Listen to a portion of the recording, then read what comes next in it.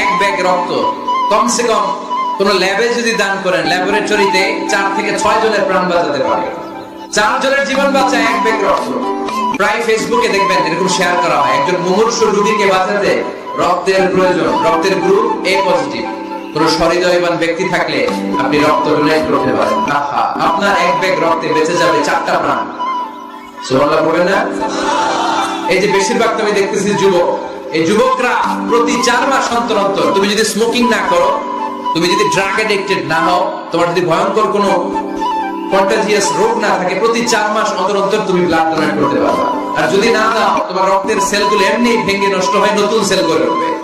এজন্য প্রতি 4 মাস অন্তর অন্তর প্রাপ্ত বয়স্ক ইয়াং ছেলে যারা আছে তাদের রক্ত দেওয়ার দরকার আছে না? দেওয়া যাবে?